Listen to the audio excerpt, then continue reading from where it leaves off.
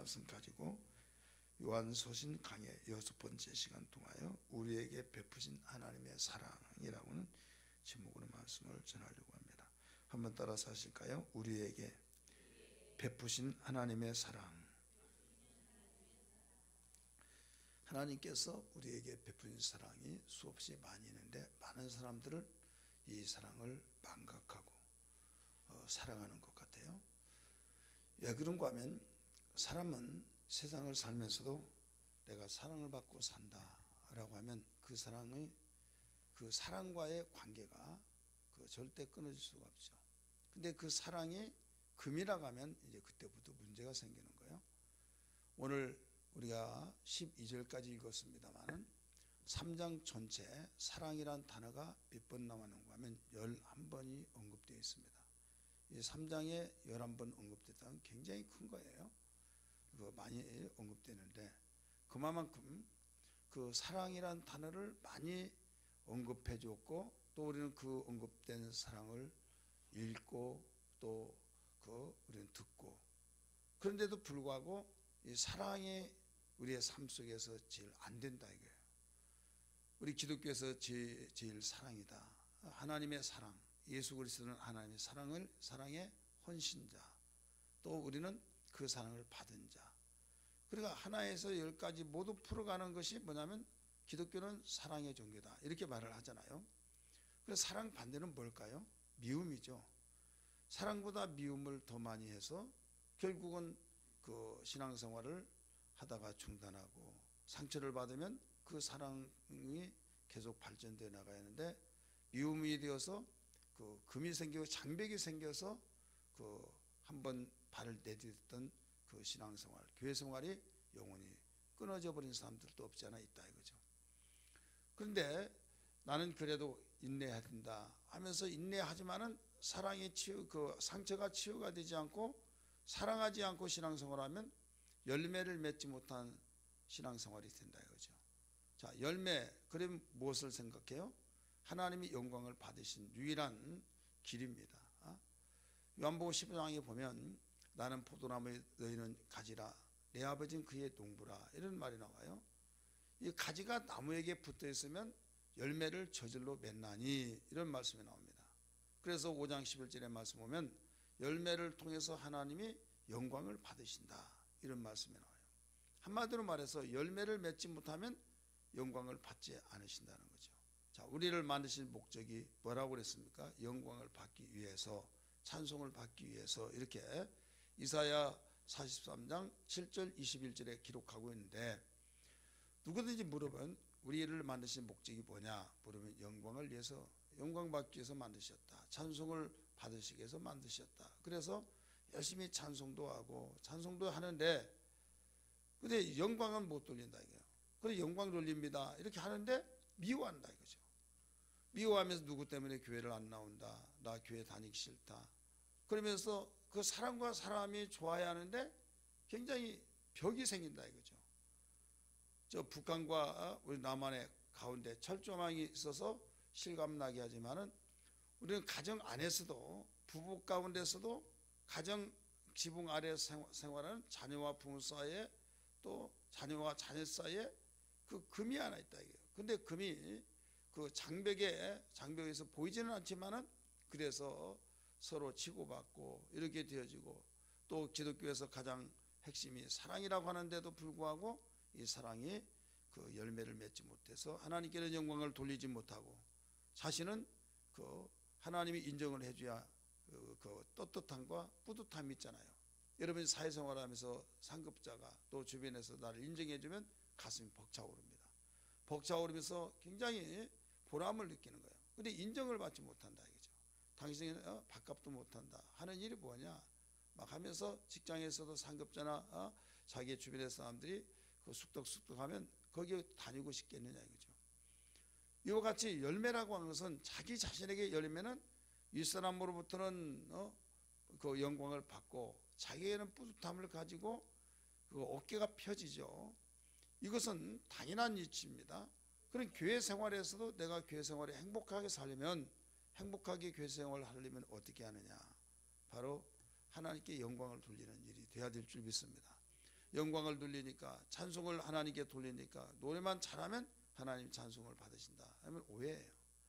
제가 수없이 말씀을 드린 것처럼 그 노래를 그러면 잘 못 부르는 사람은 하나님께 영광 돌릴 수도 없고 찬송도 들을 수도 없느냐? 아니거든요. 그 노래를 잘하고 목소리 좋은 사람, 정말 그 하나님이 좋은 재능을 주셨고 그 누구보다도 더 많은 찬송 영광을 돌릴 수는 그 다른 사람들에게 부러움의 대상이에요. 근데 만약에 노래를 잘할 수 있는 은사를 주셨을지라도 우리가 마음속에서 사랑하는 것이 없다고 한다면 이 찬송이 돌려지는 것이 하나님이 받지 않는다 이거죠. 믿으시기 바랍니다. 그러니까 이 사랑의 전제적인 조건이 되지 않으면 절대로 찬송을 부르더라도 소리나는 괭가리가 되어버린 거예요. 고린도전서 13장이 그렇게 나오잖아요. 그래서 믿음, 소망, 사랑 이 세 가지는 항상 있을 것인데 사랑이 없으면 다 허사다 이렇게 가르쳐주고 있잖아요. 그렇다면 오늘 그 사도 요한이 사랑에 대해서 굉장히 많이 가르쳐줬어요. 자, 요한복음도 사도 요한이 기록했어요. 사도 요한이 5권의 신약성경을 기록했습니다. 자, 사도행전, 그 다음에 뭐예요?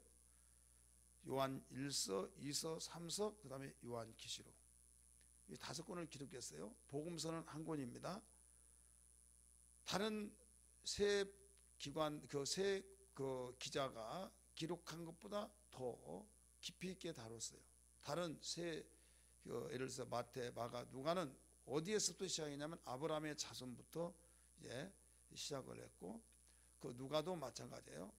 그래서 이제 하나님께로부터 이제 예수가 나왔으면 그 위에 조상을 이야기하면서 이상은 이렇게 나와서 하나님이라 이렇게 나오죠. 그런데 인간은 오셨다.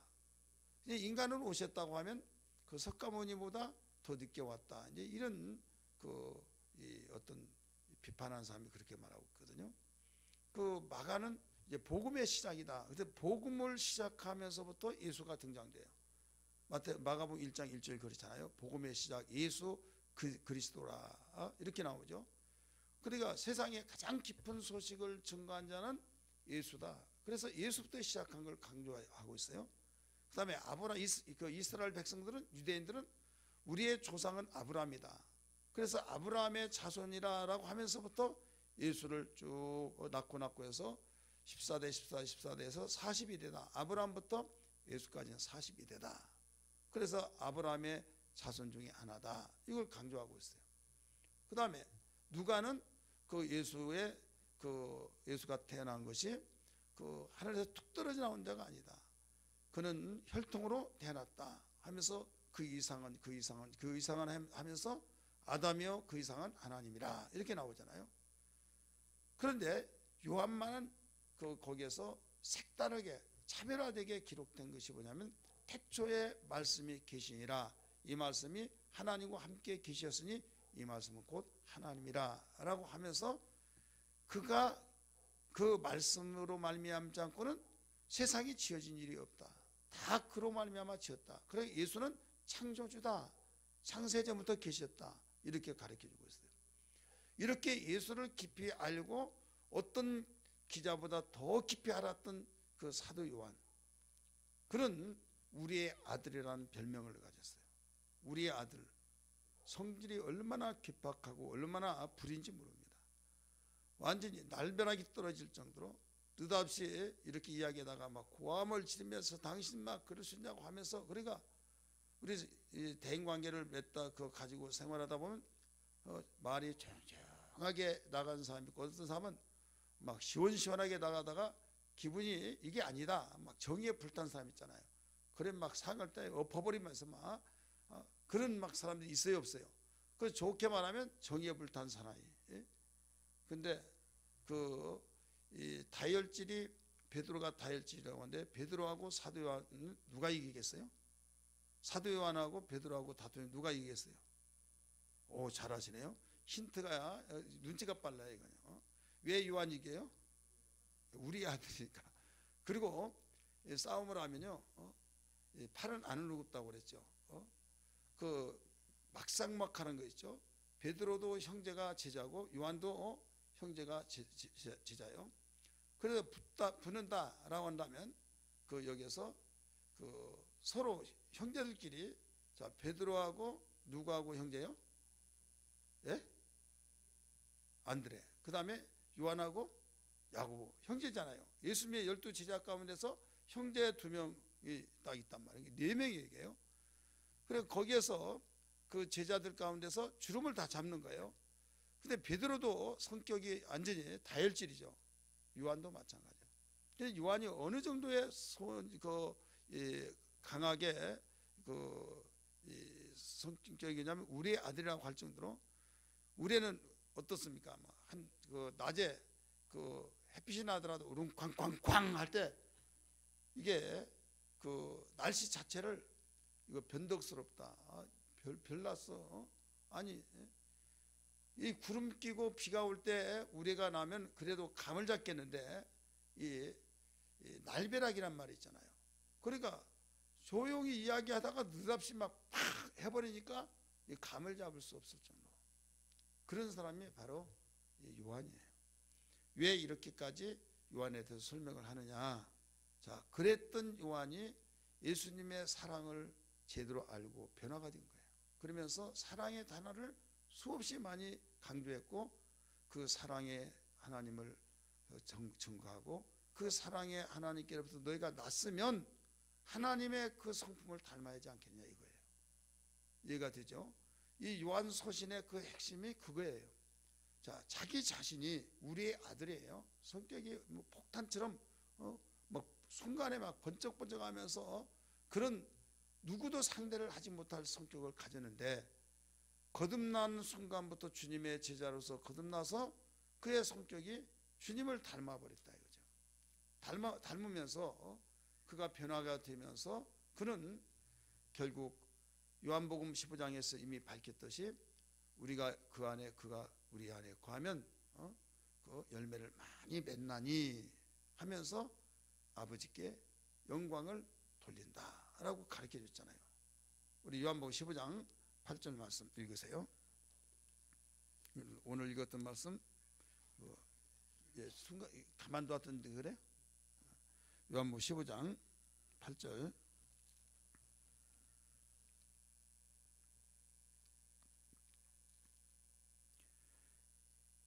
같이 읽습니다. 우리 7절부터 먼저 읽어요. 시작. 너희가 내 안에 거하고 내 말이 너희 안에 거하면 무엇이든지 원하는 대로 구하라. 그리하면 이루리라. 너희가 열매를 뭐라고 했어요? 많이 맺으면, 이렇게 나오죠. 내 아버지께서 뭐라고 그랬습니까? 영광을 받으실 것이요 너희는 내 제자가 되리라. 자, 열매를 많이 맺으면 영광을 받으실 것이요. 근데 그 열매란 단어가 몇 번이 나오느냐? 1절부터 8절까지 그 6번이 나와요. 2절에서 열매가 3번이 나옵니다. 2절에서 한번 손을 펴보시면서 읽으세요. 시작. 무릇 내게 붙어 있어 열매를 맺지 아니한 가지는 아버지께서 그것을 제거해 버리시고, 무릇 열매를 맺는 가지는 더 열매를 맺게 하려 하여 그것을 깨끗하게 하시느니라. 자, 열매 몇 번 나왔어요? 3번. 그 다음에 그 4절. 내 안에 거하라 나도 너희 안에 거하리라. 가지가 포도나무에 붙어 있지 아니하면 스스로 열매를 맺을 수 없음 같이 나오죠. 여기 열매 또 한 번 나왔죠. 그 다음에 5절에서도 나는 포도나무 너희는 가지라. 그가 내 안에 내가 그 안에 거하면 사람이 열매를 많이 맺나니, 이렇게 나오죠. 열매 또 나왔죠. 그 다음에 8절에서 나왔죠. 몇 번 나왔어요? 잃어버렸어요?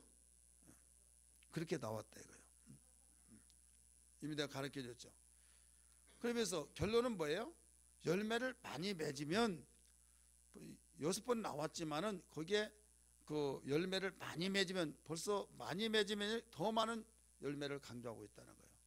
그럼 아버지께 영광을 돌린다는 거죠. 아버지께 영광을 받으신다. 그럼 우리를 창조하신 목적이 뭐예요? 열매에 있다 이거죠. 농부가 그 농사지어서 열매를 거둘 때 기뻐하는 것처럼, 그래 오늘날 많은 사람이 하나님께서 영광을 받으신다, 너무나 잘못 오해를 하고 있어요. 왜 그런가 하면 그냥 그 열매하고 연관을 시키지 아니하고 그냥 환상을 그리면서 영광을 돌린 걸로 생각하고 있다 이거죠. 아무리 그 파랗게 곡식이 잘 된다 할지라도 최종적으로 열매를 거두지 못하면 농부에게는 기뻐할 수가 없는 거예요. 중간에 농사 다 완전히 망쳤다 하더라도 그 열심히 그 종들이 잘 가꿔서 결국은 가을에 추수를 할 때 예년보다 더 많이 거뒀다. 그러면 영광을 받는 거예요. 기뻐한 거다 이거예요. 마찬가지예요. 우리의 신앙은 최종적인 그 종착역까지, 주님이 오라 하신 그날까지, 다른 측면에서 보면 주님이 땅에 오실 때까지 우리의 신앙이 열매가 풍성해야 될 줄 믿기 바랍니다. 열매가 풍성해야 하나님께서는 거기에 대해서 매년 열매 맺을 때 몇 가마를 수확하느냐 다 이렇게 기록했을 때 몇 년 동안 이렇게 수확했다 통계가 나오듯이 우리 인생이 살아갔을 때 매년마다 열매를 맺는 것을 하나님께서 포인트 누적시키듯이 누적이 되어가면서 하나님이 이것을 썩을 육체가 썩지 않을 것을 거두는 것이 그때 거둬들인다 이거죠. 그럼 이 땅에서는 뭐냐? 죽어서만 필요하냐? 아니다. 이 땅에서는 우리 속에서 뿌듯함, 바로 주님이 우리 안에서 성령으로 계셔서 굉장히 변호해 주신 거예요. 증거해 주신 거예요. 그게 뭐냐면 평안함과 기뻐함. 그 다음에 담대함, 당당함. 그러니까 어디 가서도 무엇을 하더라도 항상 그 용기를 잃어버리지 않는다 이거죠. 아무리 어려운 환경 속에 있을지라도 당당하게 모든 것을 믿음으로 나가면서 기도할 때, 여기에 1절부터 8절까지 볼 때 뭐가 많이 나옵니까? 너희가 내 안에 내가 너희 안에 거하면 무엇이든지 원하는 대로 구하라. 예수 믿는 사람이 문제가 없다는 거 아니에요. 문제가 있지만은 네가 그 문제가 있을 때 절망하지 말고 기도하라는 거예요. 그 전제 조건이 있어요. 나는 포도나무에 너희는 가지니 가지가 나무에 붙어 있으면, 가지가 나무에 붙어 있으면, 이건 관계성이죠. 예수님과의 그 관계를 맺고 그 맺으면서 우리는 항상 그 나무에서 진액을 빨아 올려서 그 가지에게 공급시켜 줄 때 그 진액에 그 영양을 공급받아야 된다 이거죠. 자, 우리는 예수님과의 함께하면서 그분이 우리에게 주시는 이거 말씀의 공급을 받아야 해요, 안 받아요? 받아야겠죠. 그러니까 설교를 듣지 않고 또 우리가 하나님 말씀을 외면하면서 신앙생활을 한다는 것은 가장 미련한 겁니다. 설교 시간에 설교 듣지 않냐고 그냥 그 헌신봉사, 밥 안 먹고 헌신봉사 얼마 가지 못해요. 삼손 장군이랄지라도 그는 그 낮아빠집니다. 왜? 인간은 먹어야 힘이 생기는 것처럼 우리 영혼도 마찬가지예요. 하나님 말씀을 듣고 그 말씀에 힘을 얻고 공급이 될 때 우리가 믿음으로 악조건을 이기고 죄악을 이기고 어떤 환경도 뚫어가고 풀어가고 열어갈 수 있어서 하나님의 그 약속을 경험에 맛볼 수 있다, 이런 말씀입니다. 믿으시길 바랍니다. 그러면서 여기 아버지께 영광을 받아 돌릴 것이라고 하면서 주님과의 관계는 이제 내 제자가 된다. 영광을 돌린 자만이 내 제자가 된다. 아주 궁극적으로 결론을 내렸어요, 주님께서요. 다시 한번 8절 보세요. 요한복음 15장 8절 시작. 너희가 열매를 많이 맺으면 내 아버지께 영광을 받으실 것이요 너희도 내 제자가 되리라, 이렇게 나오죠. 그래서 제자는 그냥 제자가 된 것이 아니다. 바로 영광을 너희가 많이 받고, 자, 아버지께 영광을 돌리니까 결국 아버지의 사랑을 받으니까 영광을 받는 거예요. 그래서 영광이란 단어는 하나님께 돌려지는데 그 아버지의 사랑을 받으니까 영광이 공유가 되는 겁니다. 따라서 합시다. 공유되는 영광. 영광을 내가 하나님께 돌렸어요. 그랬더니 그분이 너무 기뻐하니까 내 사랑 아들아 하면서 그에게 영광을 공유하면서 사용하면서 너는 내 제자가 되리라. 근데 이게 어떻게 해서 이루어지냐? 1절부터 8절까지의 내용이 굉장히 깊이 있는, 관계를 맺고 양분을 빨아 올린 그 뿌리에서부터 그 가지까지 빨아 올리고 공급시켜 주듯이 예수 그리스도의 입에서 나오는 복음의 진리를 듣고 그 말씀을 통하여 아멘으로 공급받아서 살아가는 자, 그런 열매를 어떻게 맺습니까? 저절로 맺나니, 이렇게 나와요. 따라서 합시다. 저절로 맺나니. 자, 내가 열매를 맺으려면 힘들어요. 대부분 신앙생활에 실수가 어디에서 나오냐면요, 내가 집사니까, 내가 목사니까, 내가 그 장로니까, 권사니까 내가 열매를 맺어야 된다. 그건 아닌 것보다 굉장히 헷갈리고 아리송한 거예요. 그렇게 하다 보니까 열심히 해서 내가 뭔가 보여주고 정말 목사가 목사다운 목사가 돼야겠다. 그건 좋아요. 좋은데 내가 하려고 하면서 열매를 맺으려고 할 때 아무것도 아닌 것 같고 당연한 것 같은데 이게 조금 차이로 종이 한 장도 얇은 종이 한 장 차이로 이 종이 한 장 보면 안 보이지만은 보일 정도로 그렇게 얇은 종이지만은 그 때문에 바로 문제가 생겨버린 거예요. 자, 여기에서 왜 이걸 강조했어요? 우리의 아들로서 아주 느닷없이 날벼락 떨어지듯이 그 사람하고 가까이 하고 싶지 않는, 벼락 맞으니까 막 느닷없이 막 당신만의 똑바로 막 이러 하니까 얼마나 그 사람 옆에 있는 것이 불안하겠습니까? 그런데 주님의 사도로서 어떤 누구보다 사랑의 사도로서 이제 부들부들하면서 옛날은 찾아볼 수가 없어요. 그러면서 말 한마디 한마디 하는 것이, 야, 저 사람 보니까 정말 하나님 살아계신 것 같아 라고 할 정도로 그런 변화의 모습 본 이 사도 요한이 요한복음을 기록하고 복음에는 이런 변화의 역사가 나타난다, 이걸 강조한 거죠, 한마디로 말해서. 근데 제대로 알아야 된다, 제대로. 어설피 알아가지고 변화하고 뭐가 아무것도 없다 이거죠. 그러면서 네가 예수 믿는 것이 그 태초부터 계시고 창조주 되신 그분과의 관계를 맺는다면 너는 달라질 것이다, 이거죠. 내가 누구하고 사귀고 관계를 맺느냐에 따라서 여러분 어깨가 올라가기도 하고 처지기도 하고, 내 친구가 영창을 가고 매 계속 대서특필되면서 어떤 형무소 가고 막 안 좋은 이름이 오락내락 한다면 그게 내 친구라고 자랑하고 싶겠어요? 자랑하고 싶겠어요? 안 하고 싶겠어요? 아무개시 그 친구 다음에 동기 다음에 동창이라고 하면 그래 내 동기야, 아주 그 사람 좋아하는데 변화하겠어요? 그냥 그 친구를 하면 그 사람 안다는 말이 있듯이 그냥 나타내고 싶지 않다 이거죠. 근데 좀 뜬 사람, 그 사람은 말을 안 했는데도 불구하고 이 사람하고 나하고 굉장히 가깝고 일주일에 한 번씩 만나고 막 이런 말을 해요. 그러냐고. 심지어 어떤 사람이 에이 아무개 씨가 그 사람 만날 하면서 의외로 의가심을 갖는 거예요. 그럼 진짜하고. 그러니까 사람이라는 것이 참 묘하면서도 야비한 것이 뭐냐면 자기보다 특출하고 유명세를 달리고 저명인사하고 같이 관계가 맞았다고 한다면 저 사람이 어떻게 그런 사람과 관계를 맺었어? 하면서 호기심이 굉장히 많아요. 그런데 저명인사가 아니라 참 이름도 이름 석자를 내놓고도 쉽지 않는 그 사람하고 어떻게 관계를 맺다면 하면서 그 사람하고 아주 단짝이 돼 막 하면서 그래? 하면서 그냥 피해서 가버리더라고요. 웅성웅성하더니 왜? 친구를 보면 그 사람 안 돼. 그 사람하면 친구도 알고 막. 그러니까 그 사람하고 똑같다는 거죠. 그러면 이 요한이 그렇게 이 벼락 같은 우레 같은 그런 사람이 되었을 때 옆에 사람이 붙어나질 않았어요.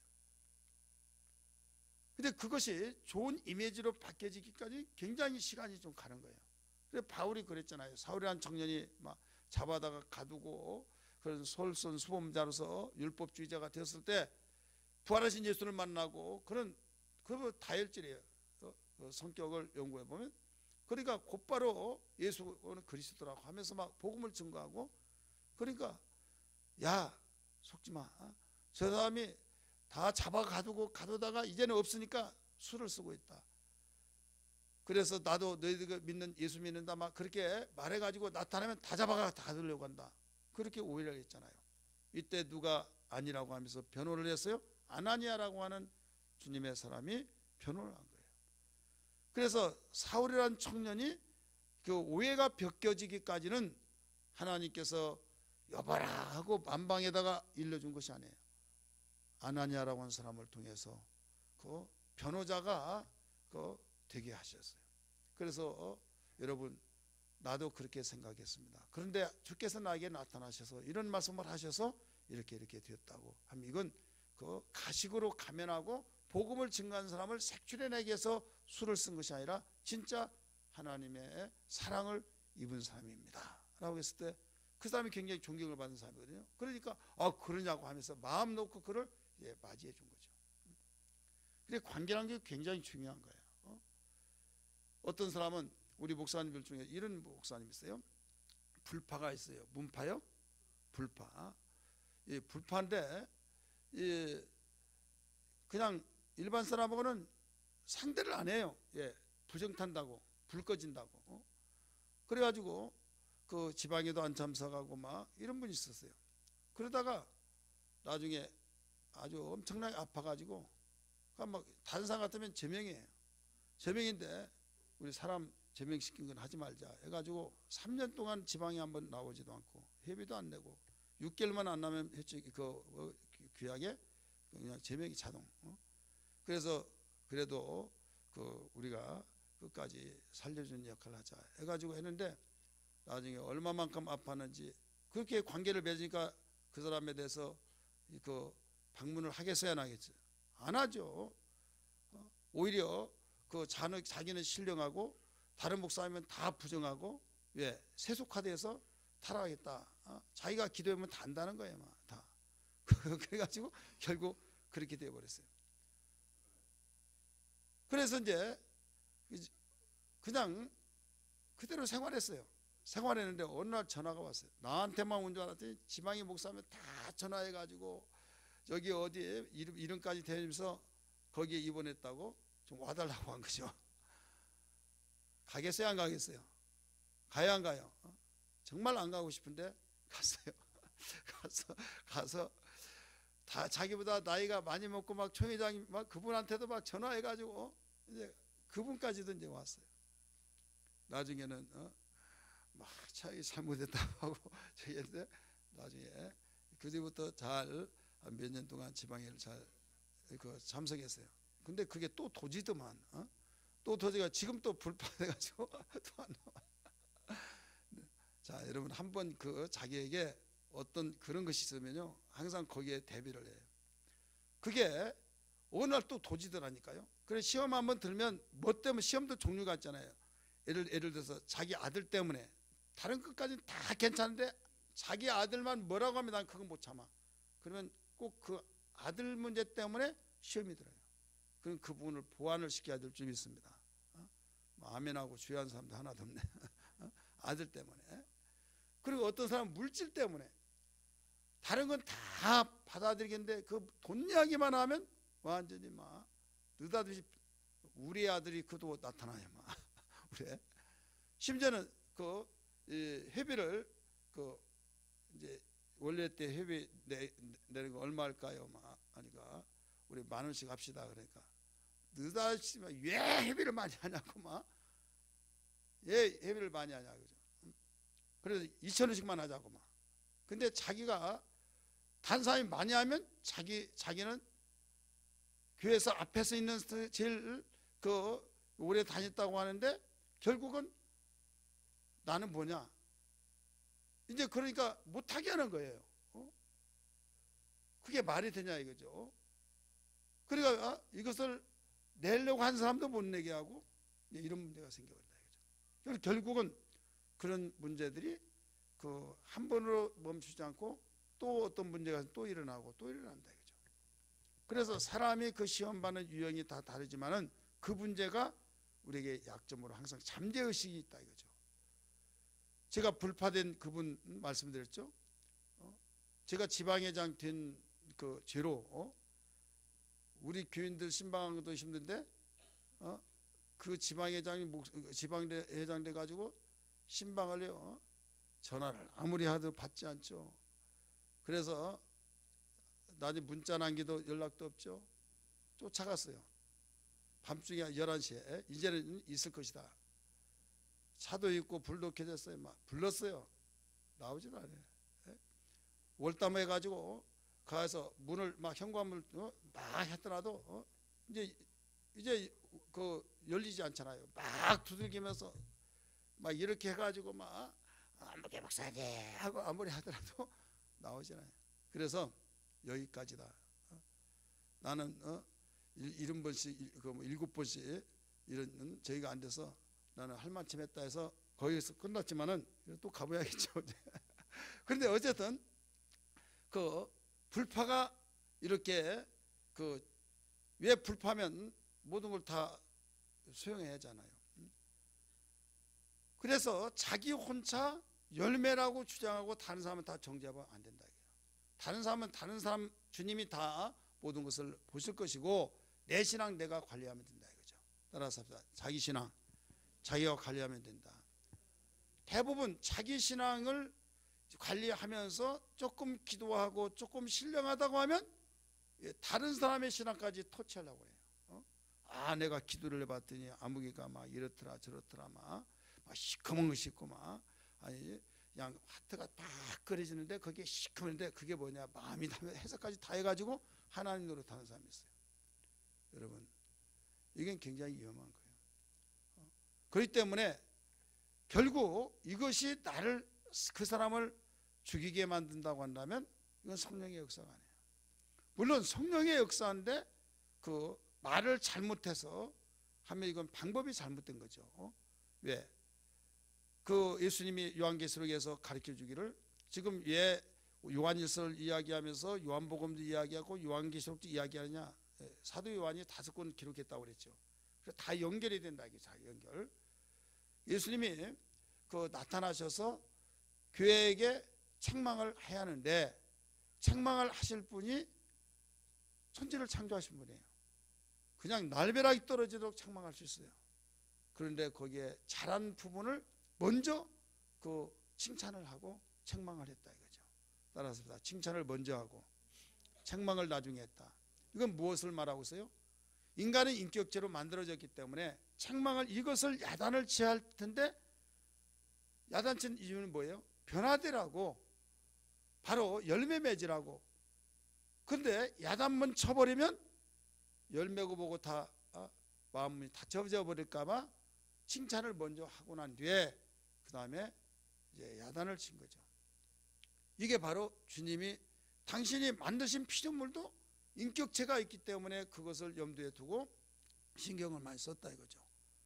창조주 하나님이 그 방법을 사용했는데 내가 기도해서 새카만 보이고 뭐가 보인다고 해서 거기에 그냥 난도질 하듯이 그렇게 하면 방법론이 다르다 이거죠. 오늘 우리는 무엇보다도 여기에서 사랑이란 단어가 3장에서 11번 나왔다고 그랬죠. 여기서 하나님의 사랑이 어떻게 나타나느냐 이걸 핵심으로 가르쳐주고 있죠. 오늘 제목이 뭐예요? 우리에게 베푸신 하나님의 사랑입니다. 자 여기에서 그 1절에 다시 보세요. 1절 보라 아버지께서 어떠한 사랑을 우리에게 베푸사 하나님의 자녀라 일컬음을 받게 하셨는가 이렇게 나오죠. 아버지께서 어떠한 사랑을 우리에게 베푸사 하나님의 자녀라고 일컬음을 허락해 주시느냐. 여기서는 하나님이 우리에게 베푸신 사랑이 그냥 가벼운 사랑이 아니다 이게 무거운 사랑이요 깊이가 있는 사랑이요 누구보다도 정말로 그 사랑이 가장 이건 아무리 어떤 어려움 속에 있다 할지라도 배신할 수 없는 사랑 완전히 그냥 조금 감정 사소한 것 때문에 핑해서 토라져서 그냥 나가버린 사랑 그게 그런 사랑이 아니다는 거예요. 그러면서 보라 하면서 동사로서 주의를 환기시키죠. 아버지께서 어떠한 사랑을 우리에게 베푸사 그 사랑으로 인하여 뭐가 됐다는 거죠. 하나님의 자녀가 됐다 이거예요. 그 자녀라고 일컬음을 받게 하시는가 콤보 찍고 우리가 그러하도다. 지금 우리는 모두 하나님의 자녀가 하나님의 그 뜨거운 말로 표현할 수 없는 사랑으로 인하여서 이루어졌다 이거예요. 믿으시기를 바랍니다. 304장에 그 크신 하나님의 사랑 찬양이 있잖아요. 하늘을 두루마리 삼고 바다를 먹물 삼아서 하나님 아버지의 사랑을 다 기록한들 기록할 수 없다고 하는 찬송가 작사가의 그 심정을 한번 헤아려 보세요. 하나님의 그 사랑을 바다를 먹물로 삼고 하늘을 두루마리 삼아서 다 기록을 한들 다 기록할 수 없다. 그 사랑으로 인하여서 우리가 하나님의 자녀라고 일컬음을 허락해 주셨다는 것을 믿으시길 바랍니다. 그러니까 이 하나님의 사랑을 제대로 알아버린다고 한다면, 하나님의 사랑을 바로 안다고 한다면 어떤 시험도, 어떤 환경도, 어떤 우리의 처지형편에서도 절망하거나 좌절하거나, 인간이기 때문에 정말로 쉽게 마음속에 속상하고 아픈 건 있지만은 그걸로 인하여서 하나님 나 안 믿어, 하나님 없어, 하나님 있기는 뭐가 있어 하면서 하나님을 등져버리면서 이방 종교 옛날 믿기 전으로 돌아가 버리지는 않는다 이 말입니다. 믿으시길 바랍니다. 따라서 합시다. 하나님의 사랑을 바로 알면 절대로 하나님과의 끊을 수 없다. 바울이 그랬잖아요. 로마서에서 깊도다 하나님의 사랑과 하나님의 그 오묘하신 그 사랑을 측량할 수가 없다 하면서 이언과 적신과 칼이랴, 나에게 이언과 적신과 칼, 어떤 핍박 밖에도 하나님의 사랑을 내게서 누가 꺼내낼 수가 없다. 믿으시길 바랍니다. 그런 걸로 인하여서 나를 완전히 하나님과의 격리를 시켜서 멀어지게 만들어 버릴 자가 없다 이거예요. 멀어져 버리게 할 환경이 없다 이겁니다. 우리 성경 봅니다. 로마서 8장 다 찾아봅니다.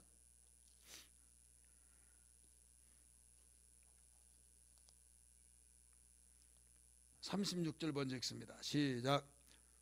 로마서 8장 35절 시작. 누가 우리를 그리스도의 사랑에서 끊으리오? 환난이나 공고나 박해나 기근이나 적신이나 위험이나 칼이랴. 아멘. 쭉 이어서 내려오면서 38절 39절 시작. 내가 확신하노니 사망이나 생명이나 전사들이나 권세자들이나 현재나 장래일이나 능력이나 높음이나 깊음이나 다른 어떤 피조물이라도 우리를 우리 주 그리스도 예수의 안에 있는 하나님의 사랑 안에서 뭐라고 했어요?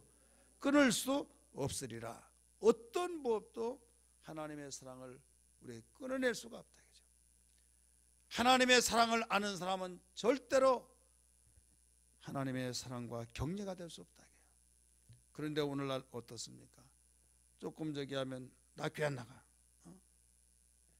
나 교회 안 나가 하면서 쉽게 주저앉아 버린다. 그죠?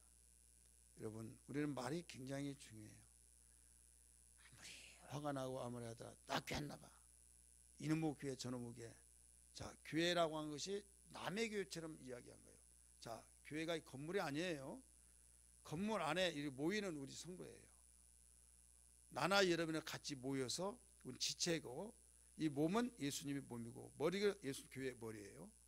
그래 우리는 한마디로 교회라고 하는 것은 나 자신을 두고 하는 거예요.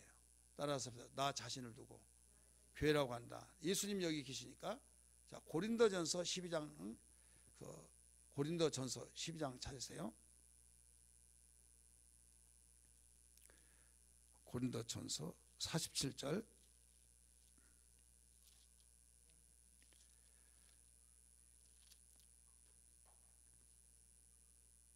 12장 47절 27절이네요. 27절 읽으세요. 시작. 아멘. 너희는 뭐라고 그랬어요? 그리스도의 몸이요 지체의 각 부분이라. 그리스도의 몸이요. 고린도전서 12장 27절. 너희는, 내가 그럼 이름 석자를 넣으세요. 너희는, 그 다음에 읽으세요. 너희는, 내가 그리스도 몸이다 이거예요. 그리스도 몸.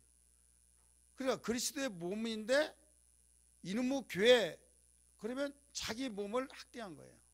거룩한 성전인 나를 학대해버린 거예요. 그렇기 때문에 교회라고 하는 건물을 생각하고 나는 말고 다른 사람들만 생각하는 것을 생각하는데 이건 사단에게 속는 거예요. 무지로 인하여서. 그래서 내 백성이 지식이 없으면 망했다라고 한 말씀이요. 여러분이 아무리 속상한다 할지라도, 아무리 여러분이 자식이 미운 짓을 한다 할지라도, 자, 이쁘죠, 보기도 아깝죠. 그런데 항상 그런 거에만 된 건 아니잖아요. 때로는 미운 메시라고 한 것이 있잖아요. 그렇게 말 듣지 않고 그렇게 완전히 하지 말란 짓만 할 때는, 다른 때는 모르더라도 그 순간 때는 얼마나 속상하겠습니까? 말 듣지 않고 속만 팍팍 썩이고 그럴 때 부모의 사랑으로서 인내하니까 그렇지. 나중에 철나니까 내가 참기 잘했다. 마음대로 같으면 막 호적에서 파내버리고 싶을 정도로 그런 얄미운 짓 하는 사람도 없잖아. 자기 있다 이거 속썩일 때. 자식 아래 인수다 이런. 그런데 그렇게 미워했던 자식을 내가 왜 내치지 못합니까? 자식을 이길 부모 없다고 왜 그렇습니까? 그 이유가 뭐냐 이게. 이건 끊을래 끊을 수 없는 관계가 되니까. 나의 분신이에요. 잘났든 못났든 말을 듣든 말을 듣지 않든 누구의 분신이에요? 자기의 분신이에요. 자기 속에서 났어요. 그렇기 때문에 끊을 수가 없는 거예요. 자, 하나님과 나 사이의 관계가 어떻게 돼요? 예수의 피로 이루어진 하나님의 자녀라는 걸 믿기 바랍니다. 그래, 하나님의 분신이에요. 하나님의 분신이기 때문에 하나님의 사랑으로 이루어졌기 때문에 끊어낼 수가 없다 이거예요. 어떤 환경에서도 어떤 핍박 속에서도 밖에 속에서도 심지어는 천사들이나 높음이나 낮음이나 할 것 없이 어떤 누구도 하나님의 사랑에서 끊을 수 없다라고 선포했잖아요. 바울이 좋은 일만 있어 부활하신 예수 만나고 막 대류의 길만 가서 그가 이런 말을 했습니까? 아니잖아요. 고린도후서에 보면 그는 엄청난 어려움을 당했어요. 강도의 영과 강의 영과 바다의 영과 산의 영과 동족의 영과 수많은 40에 하나 가마를 5번 맞고 수 없는 그런 고통, 고난, 핍박, 그리고 감옥을 들락거렸잖아요. 자기 안방처럼. 그럼에도 불구하고 감사의 찬송을 부르면서 항상 주 안에 기뻐라. 내가 다시 말하는 기뻐라. 이 감옥에서 쓰는 말이에요. 이런 내용들이 어디에서 나왔느냐? 하나님의 사랑을 바로 받아서 알았기 때문에 내가 지금 받고 있는 그 고통과 고난과 핍박과 악조건의 이 모든 것은 앞으로 하나님의 사랑으로 이루어질 영광과는 좋게 비교할 수가 없다. 그러면 너희가 자녀라고 한다면 하나님의 그 엄청난 기업을 이어받을 후사인데 이것쯤에 받아야 할지 않겠느냐 이게요. 네가 그 하나님의 엄청난 유산을 받는 자라고 한다면 이것은 거뜬하게 기쁨으로 감당해야 하지 않겠느냐 이거예요. 깨달아지면 아멘 합시다. 그러니까 우리는 하나님의 사랑을 제대로 알아야지 하나님의 사랑을 가볍게 알아버리면 안 된다 이거죠. 부모에게 효도하는 사람의 그 효도의 중심은 뭐냐면요, 가벼운 사랑이 아니에요. 예를 들어서 가벼운 사랑이 뭔지 아십니까? 나한테 잘할 때는 우리 엄마가 최고다 하다가 나를 이제 야단치고 막 너는 왜 그러냐 막 그럴 때는 완전히 왜 나한테만 그러냐고 하면서 달라들고 막 부모도 아니고 어떤 부모는 이렇게 했는데 뭐 나눠기만 하면 부모냐 막 이런 식으로 해버리는 사람은 가벼운 사랑이에요. 그런데 깊이 있는 사랑은 내가 어떻게 해서 나느냐. 다른 사람 많이 이해합니다. 사랑하지 않는다고. 그래서 이루한답시고 그 말하다가 그런 말 하지 말라고. 내가 이 세상에 태어난 것은 그 양반이 있었기 때문에 내가 태어난 거 아니냐. 이렇게 말을 해주니까 말했던 사람이 좀 부끄러울 정도로. 왜? 핏덩어리 버려버렸다 이거예요. 근데 엄마를 찾으려고 그래. 뭐하러 찾으려고 하느냐. 알지도 못한데.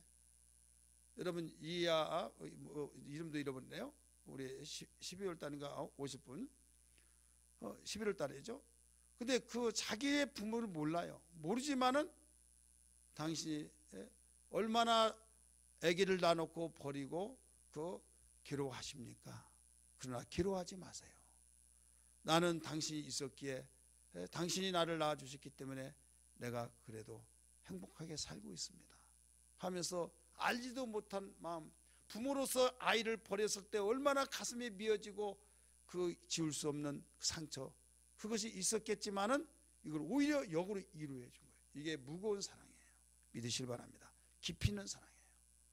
우리는 하나님과의 관계 속에서 우리의 환경이 어렵다 할지라도, 내 환경이 궁핍하다 할지라도, 또 우리가 대인관계 속에서 속상해서 이모저모 다양하게 여러 가지 얽혀져 있다 할지라도 하나님의 사랑으로 인해서 눈 녹듯이 다 녹아지면서 우리가 사랑으로 계속 불타오르야 될 줄 믿기 바랍니다. 할렐루야. 이게 바로 깊이 있는 사랑이고 하나님께서 받으실 만한 사랑이고 세상 사람들이 이해하지 못하는 사랑, 왜? 내가 그 사랑을 받아서 하나님의 자녀가 되었다고 한 이것 때문에. 그래서 오늘 1절에 3장 1절에서 하나님의 사랑을 내가 어떻게 받았는가, 우리가 어떻게 받았느냐, 이것을 아주 호소하고 있죠. 그래서 벼락이라고 할 수는 우리라고 하는 우리 아들이라고 하는 그 아들이 이렇게 사랑을 깊이 있게 가르쳐주고 있습니다. 여러분 4장 10절을 아직 강의하지 않았지만 4장 10절 한번 보세요. 요한일서 4장 10절 사랑에 대해서 잘 가르쳐 주는데요. 요한일서는 사랑으로 완전히 보석과 같이 막 여기저기 다 박혀 있습니다. 단어가. 시작. 사랑은 여기 있으니 우리가 하나님을 사랑한 것이 아니요 하나님이 우리를 사랑하사 우리 죄를 속하기 위하여 화목제물로 그 아들을 보내셨습니다.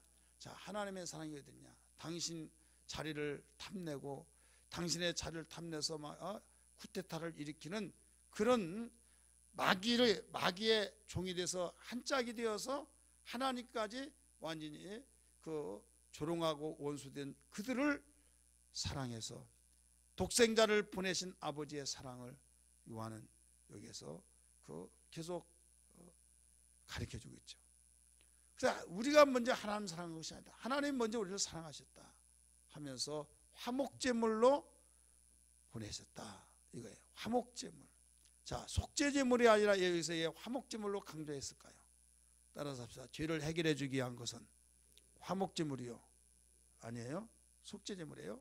근데 죄를 해결해 주기 위한 것은 속죄제물로서 가르쳐 주는데 여기서 화목제물로 하나님의 사랑을 가르쳐 줄 때는 반드시 화목제물이라고 말합니다.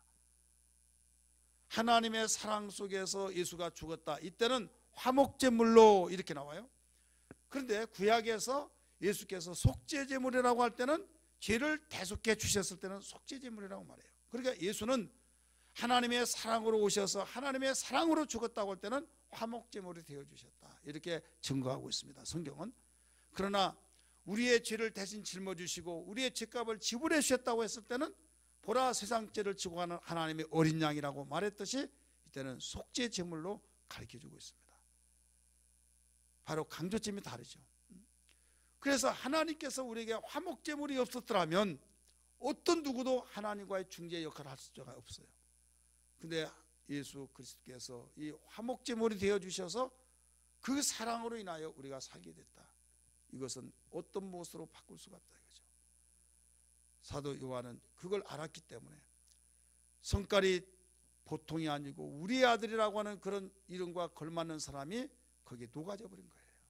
따라합시다. 하나님의 사랑을 바로 알았기에 그 옛날 성깔, 옛날 그 속세 자기의 이 성품이라고 할 수 있는 그런 것들이 완전히 녹아져 버렸다. 그러니까 하나님의 사랑 앞에는 다 녹아진다 이거죠. 오늘 나는 타고나면서부터 그러니까 나는 안 돼. 그 생각 자체를 우리는 접어야만 됩니다. 보라 지금은 새로운 피조물이라 라고 했던 것처럼 내가 아무리 어떤 환경 속에 있다 할지라도 거듭난 것은 새로 났다는 거예요. 따라서 하겠습니다. 새로 났다. 새로 났기 때문에 옛날 내가 타고난 성품이 그런데 내 성격이 그런데 어떻게 그러냐 저러냐 이렇게 하면 해결될 기미가 없어요. 제가 종종 말씀드리지만 사모님이 저녁에 교회에서 철회하고 많이 자지도 않았어요. 딱 1시간에 시계예요.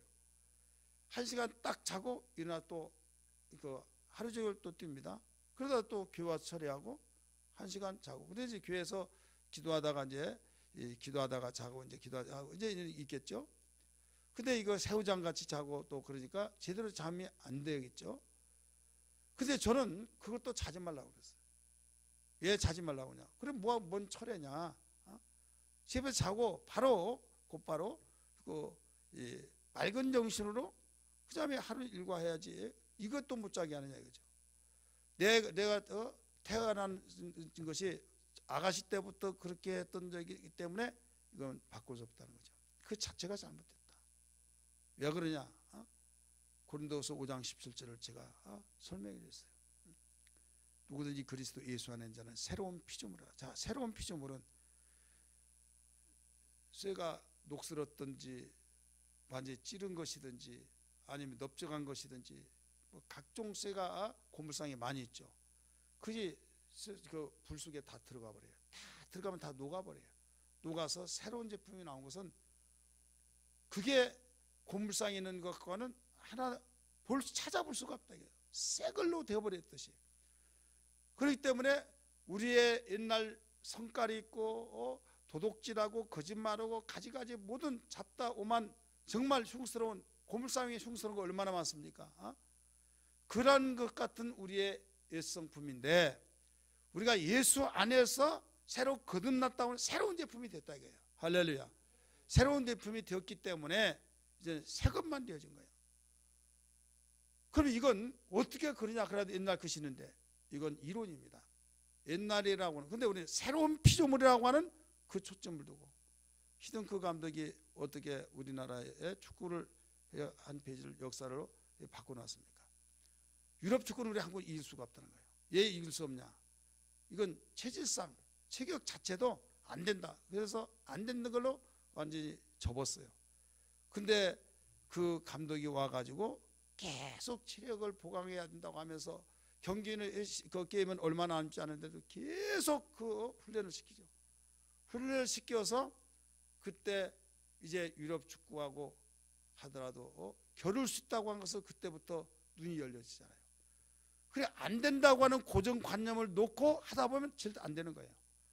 그런데 왜 안 되냐 하면서 그 감독의 그 철학이 된다고 하는 것을 놓고 계속 훈련을 시켜서 이미지를 바꿔놨다. 자, 우리는 옛날 성품이 있기 때문에 안 된다, 안 된다. 그러니까 안 되는 거예요. 그래서 사도 요한은 그렇게 우리의 아들인데 어떻게 되느냐? 하나님의 사랑이 바로 나를 먼저 사랑했다 하면서 예수 안에서 거듭남. 사도 요한이 거듭남에 대해서 얼마나 많이 강조했습니까? 물과 성령으로 거듭나지 아니하면. 그래서 바울은 그 말씀을 따라서 그리스도 안에 있는 자 새로운 피조물이라 이렇게 나온 거예요. 그래서 그 거듭남의 진리를 통해서 예수 안에 있으면 새로 거듭나면 된다. 그러니까 안 된 것 같은 옛날 생각으로는 안 된다고 결론내는 사람은 안 되는 거예요. 그러나 새로운 피조물로서의 진리로 하니까 된다 이거예요. 그래서 사모님이 그 결국은 그 원리를 따라서 해서 지금은 완전히 그 자지 않습니다. 그 한 시간도 완전히 제가 어떻게 보면 야 이건 철이다 하다가 조금 과장돼서 말한다면 신적 존재다 할 정도로 막 내가 가장 제일 많이 보잖아요. 나보다 더 쌩쌩하니까 어떻게 그랬냐? 이것은 다른 것이 아니라 그 원리를 따라서 그 경험이 되어버리니까. 자, 오늘 우리는 무엇보다도 하나님의 사랑이 우리 가볍게 하나님의 사랑을 가볍게 여기지 말자. 하나님의 사랑을 제대로 알아버리면 우리는 우리의 아들이라 할지라도 변화가 되니까 어떤 사도보다도 가장 귀한 사랑을 마음 놓고 강하고 담대하게 말할 수 있는 사도가 되었더라 이런 말씀이에요. 믿으시길 바랍니다. 여러분 내가 그 경험이 있을 때는 강하게 담대하게 떳떳하게 말할 수 있어요. 그런데 내가 하지 못한 것을 하라고 할 수는 없어요. 마찬가지로 사도 요한이 우리의 아들이었을 때는 변화되기 전까지는 그 말을 하지 못했어요. 그 12명 무리 가운데서 완전히 골칫덩어리였습니다. 왜? 어머니까지 합세해가지고 그 주님 나라에 가서 하나님 우편에 안에 좌편에 앉게 해달라고 어머니한테 말을 하고 어머니 말해주고 또 자기들끼리 말하고 막 그러니까 이건 형제들끼리 뭉쳐가지고 완전히 12명 공동체를 완전히 무너지게 만들어. 그래서 참 골치 아픈 거죠. 그런데 하나님의 사랑을 제대로 알았기 때문에 해결됐다는 걸 다시 한번 믿기 바랍니다. 오늘 이 시간에 우리 찬송 한 장 부르고 기도할 때 하나님 무엇보다도 하나님의 사랑이 그냥 지나가는 가벼운 사랑으로 보지 않게 하시고 성령으로 깨닫게 하셔서 하나님의 깊이와 넓이와 그 높이를 측량치 못할 그 사랑이지만 성령으로 측량하여서 내 가슴 속에 파고 들어오게 하여 주옵소서. 이 사랑이 나에게 절대로 필요합니다. 이 사랑으로 죄악도 이기고 환경도 이기고 어떤 가운데서도 승리의 삶이 되게 하여 주옵소서. 이런 기도가 되기를 주의 이름으로 축원합니다. 할렐루야.